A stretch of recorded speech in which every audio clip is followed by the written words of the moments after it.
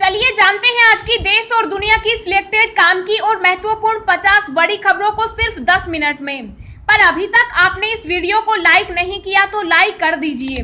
तो चलिए video start करते हैं। मोदी कैबिनेट ने लिए बड़े फैसले, गांव किसान से लेकर बिजली के लिए बड़े ऐलान, खर्च होंगे 29,432 करोड़ रुपए। अंतर्राष्ट्रीय उड़ानों पर प्रतिबंध 31 जुलाई तक बढ़ा, डेल्टा प्लस वेरिएंट के बढ़ते मामलों के बीच डीजीसीए का अहम फैसला। भारतीय सेना ने सीमा पर बढ़ाई तैनाती तो चीन को लगी मिर्ची, ग्लोबल टाइम्स में लिखा, टकराने पर हो जाओगे तबाह। सरकार का बड़ा फैसला, अगर आपने भी किया है अपनी कार में मॉडिफिकेशन तो देना होगा 5,000 रुपए का जुर्माना। अमूल मिल्क हुआ महंगा, ग्राहकों को आज से देनी होगी बढ़ी हुई कीमत, प्रति लीटर 2 रुपए महंगा हुआ। देश में अब तक 33 करोड़ 2 लाख टीके लगाए गए, स्वास्थ्य मंत्रालय ने दी जानकारी। कोरोना के अल्फा डेल्टा वेरिएंट्स पर असरदार है कोवैक्सीन, भारत की बनाई वैक्सीन का अमेरिका ने माना लोहा। कोरोना से मरने वालों के परिवारों को देना होगा मुआवजा, सुप्रीम कोर्ट ने केंद्र को दिया आदेश। व्हाट्सएप अपडेट आ रहा है, गजब का फीचर पढ़ लेने के बाद अपने आप डिलीट हो जाएगा मैसेज। देश पर मंडराया वायरस का नया खतरा, कोरोना मरीजों में सामने आया ब्लीडिंग का गंभीर मामला। यूपी गेट पर भिड़े बीजेपी और राकेश टिकैत समर्थक, कई घायल, गाड़ियों में तोड़फोड़। काम की खबर, कल से बदल जाएंगे बैंकिंग, एलपीजी टैक्स समेत ढेर सारे नियम, यहाँ जान ले पूरी अपडेट। देश में पिछले 24 घंटे में कोरोना के आए 46,104 नए केस, 819 लोगों ने तोड़ा दम। कनाडा में लगातार तीसरे दिन 49 डिग्री के पार पारा, वैंकूवर में लू से अब तक 134 लोगों की मौत। सीएम खट्टर का बयान, किसान शब्द बड़ा पवित्र लेकिन इस आंदोलन से हो रहा बदनाम। राजस्थान में वैक्सीन की कमी को लेकर गहलोत ने जताई चिंता, कहा जरूरत के मुताबिक नहीं मिल रहा डोज। कर्नाटक में 5 जुलाई से दी जाएगी कोरोना प्रतिबंधों में छूट। कोविशील्ड लेने पर नहीं बनी एंटीबॉडी तो शख्स ने ठोक दिया आधार, पूनावाला पर मुकदमा। कोरोना की तीसरी लहर से कैसे रखें बच्चों को सुरक्षित, जानिए स्वास्थ्य मंत्रालय की गाइडलाइन। सरकार ने 50 साल बाद बदल दिया आपके पेंशन से जुड़ा नियम, जानिए अब आप पर क्या होगा असर। गृह मंत्रालय की चिट्ठी, राज्यों को पाबंदियां हटाने में सावधानी बरतने के निर्देश।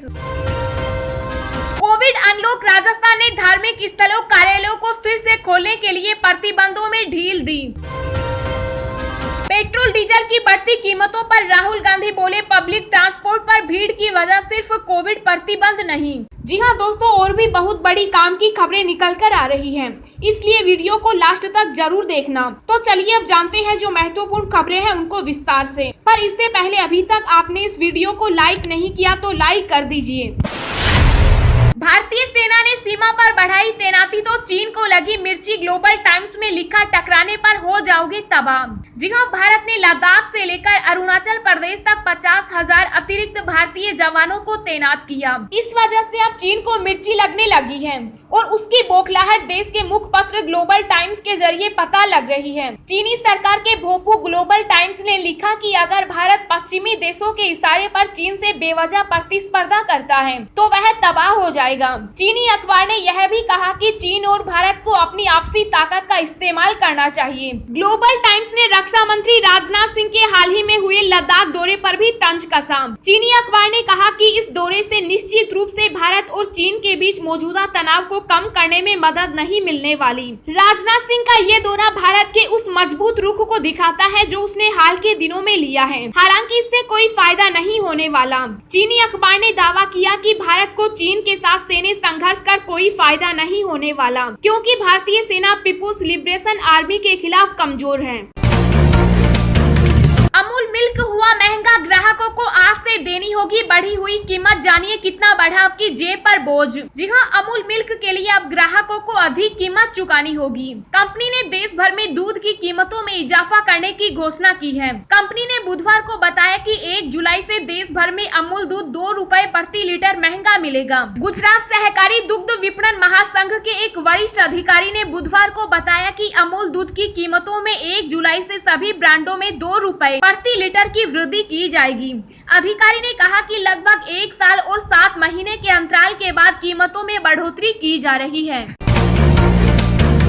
मोदी कैबिनेट ने लिए बड़े फैसले, गांव किसान से लेकर बिजली के लिए बड़े ऐलान। जी हां, प्रधानमंत्री नरेंद्र मोदी की अध्यक्षता में कैबिनेट और cabinet committee on economic affairs की मीटिंग हुई।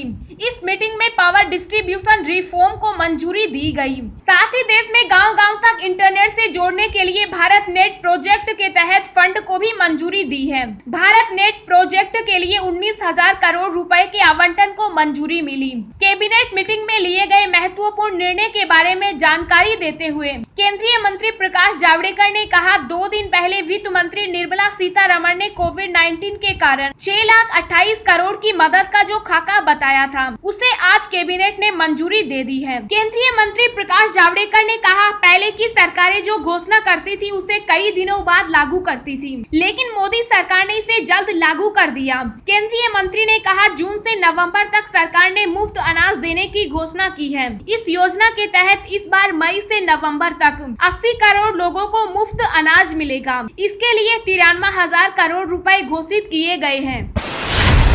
काम की खबर, आज से बदल जाएंगे बैंकिंग, एलपीजी टैक्स समेत ढेर सारे नियम, यहाँ जान ले पूरी अपडेट। जी हाँ, banking, income tax, TDS, driving licence समेत रोजमर्रा की जरूरतों से जुड़े कई सारे नियमों में आज यानी 1 जुलाई में बदलाव होने जा रहे हैं। एलपीजी के दामों में बढ़ोतरी और स्मॉल सेविंग स्कीम की ब्याज दरों में बदलाव की भी संभावना जताई जा रही है। इन बदलावों का सीधा असर आपकी जेब पर पड़ने वाला है। एसबीआई के ग्राहकों को 1 जुलाई से कैश निकालना महंगा पड़ने वाला है। यही नहीं, चेक के इस्तेमाल के लिए भी आपको अधिक पैसे देने होंगे। दरअसल 1 जुलाई से महीने में बैंक से 4 बार से ज्यादा पैसा निकालने पर अतिरिक्त चार्ज देना होगा। इसमें बैंक के एटीएम से कैश निकासी भी शामिल है। 4 बार के बाद हर निकासी पर आपको 15 रुपए और जीएसटी जोड़कर चार्ज देना होगा। नया आईएफएससी कोड करना होगा इस्तेमाल। जैसा कि आप जानते हैं कि सिंडिकेट बैंक का केनरा बैंक में विलय हो चुका, वहीं विजया बैंक और देना बैंक का भी विलय बैंक ऑफ बड़ौदा में हो चुका।